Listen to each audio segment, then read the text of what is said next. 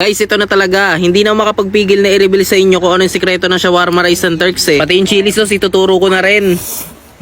So ayun na nga, meron akong red and white onion dito. Bali tinanggal ko nga lang pala yung gitna niyan, tapos ginahit ko lang sa maninipis sa peraso. Tapos yung pipino tinanggal ko nga lang pala yung buto, tapos ginahit ko lang din sa maninipis sa peraso. Yung kamatis bali hindi ko nga pala isasama yung mga buto nito guys. Tapos hiniwa ko lang sa pinakamaninipis sa kaya ko. Tapos ayun yung bawang tinanggal ko lang yung matigas sa part, tapos minins ko lang. So ay proceed na nga pala tayo sa white sauce natin. Bali naglagay lang ako ng mayonnaise, suka, paminta, tsaka honey guys. Pag walang honey pwede namang asukal. Tapos ilagay ko na nga rin pala yung bawang guys, tapos konting tubig at hinalo-halo ko lang. Strain ko nga rin pala yan para matanggal natin yung mga bobo-bong bawang guys. Tapos yan bali piniga ko rin yung bawang para talaga lumasa sa white sauce natin. Ganito nga lang pala kadaling gumawa ng chili sauce guys. Bali nilagyan ko nga lang pala ng sriracha tong white sauce na ginawa natin kanina. Wala kayo sriracha, pwede naman chili powder or chili flakes, pero parehas naman ako meron yan kaya nilagay ko na lahat. At ayun, all good sa yung chili sauce natin. Tapos ayan, nagsalang na ako ng pan. Nung kumulo na yung tubig, ibablanch ko nga pala tong ground beef na nabili natin guys. Ganito nga pala yung purpose niya, para magbuo-buo yung karne. Tapos sa same pan naglagay na nga pala ako ng mantika para magisa na tong bawang guys. Tapos nilagay ko na nga rin pala tong ground beef na blinanch natin kanina, tapos hinalo-halo ko na. Ganito nga pala ako gumawa ng java rice. Bali naglagay lang ako ng plain rice dito sa may pan, tapos naglagay ako ng mantika. Tapos maglalagay nga rin pala ako ng isa siya ng inina lang, turmeric powder.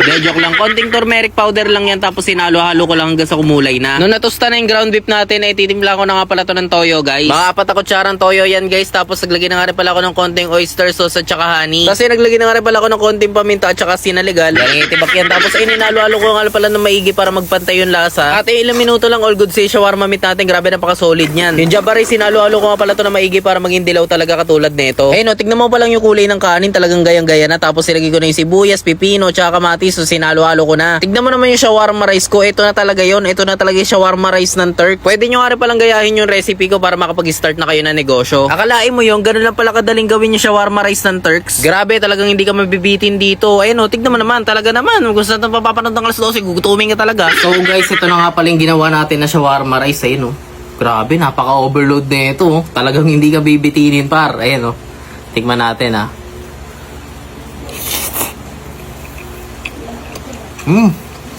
Parang Turks par. Sarap.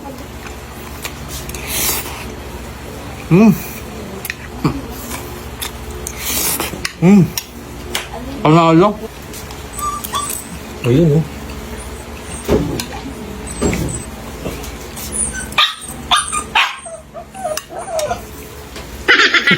Joins. Yun.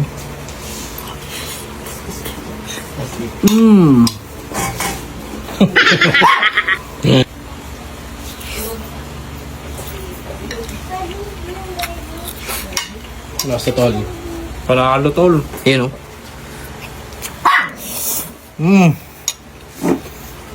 Guys, mamaya na lang. Ayun magtatagay pa kasi kami. Scatter, isang bugsakan lang scatter. Ibigay mo ng scatter 200. 19. 49. Ibigay mo scatter. 250, isa pa. 25. Scatter pa! Scatter! Scatter, Scatter! 500 ba naman? Isang bagsakan na. Tignan natin kung gaano na mapapalago yung 70, Sige. 70 magiging 24.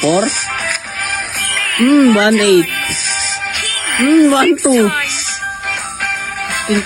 Kaya nga laki. Uy, 15. 16. 54. 23k paldo talaga. 200. 1k. Isa pa. 1.5. Laki. 30k lang. 30k din panalo natin. Grabe, laki. Isa pa. Ang laki na napanalunan natin. Tignan mo, 30k. 30k.